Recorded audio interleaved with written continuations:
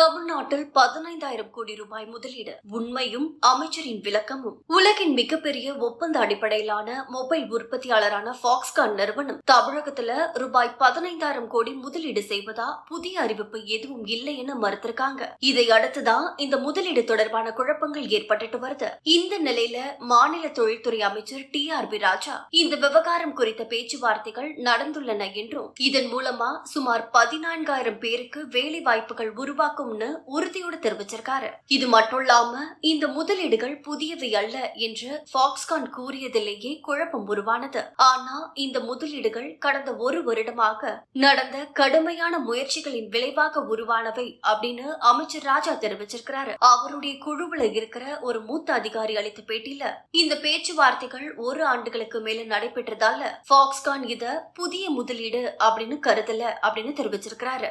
மேலும் அந்த நிறுவனத்திற்கு அமெரிக்காவை சேர்ந்த ஒரு முக்கிய தொழில்நுட்ப நிறுவனம் முறைப்படுத்திய அழுத்தம் மற்றும் சுங்க கட்டண பீதிகள் காரணமா தான் நிறுவனத்தோட அறிவிப்புகள்ல எச்சரிக்கையோட இருப்பதாகவும் வட்டாரங்கள் தெரிவிச்சிருக்காங்க. முடிவுல பாக்ஸ்கான் முதலீடு குறித்து தமிழக அரசு உறுதியா இருக்கு. ஆனா நிறுவனத்தோட சார்பில் வெளிவரும் வார்த்தைகள் உலக அரசியல் மற்றும் வர்த்தக சூழ்நிலைகளை பொறுத்தது அப்படின்னு தெளிவுபடுத்துறாங்க. இதை தொடர்ந்துதான் பாக்ஸ்கான் நிறுவனம் 15,000 கோடி ரூபாய் முதலீடு செய்ய இருப்பதாகவும் இந்த தொழிற்சாலை தொடங்கினா 14,000 பேருக்கு புதிதாக வேலை கிடைக்கும் அப்படின்னு கடந்த திங்களன்று தமிழக முதல்வர் ஸ்டாலினை சந்திச்சு பாக்ஸ்கான் இந்தியாவோட பிரதிநிதி ராபர்ட் வு இதனை உறுதி செஞ்சிருக்கிறாரு. இதை தொடர்ந்து முதல்வர் ஸ்டாலின் அவருடைய எக்ஸல பக்கத்துல திராவிட மாடலின் செயல்பாட்டிற்கு ஒரு பகுதியாக விவரித்திருக்கிறாரு. மேலும் தமிழ்நாட்டை தெற்காசியாவின் உற்பத்தி மற்றும் கண்டுபிடிப்பு மையமாக மாற்றுவதற்கான எங்கள் பயணத்தில் இது மற்றொரு மைல்கல்லை குறிக்கிறது என்றும் அவர் குறிப்பிட்டிருந்தாரு. இவருடைய பதிவிற்கு பல எதிர்கட்சி தலைவர்கள் விமர்சனங்களை முன்வச்சிட்டு வராங்க.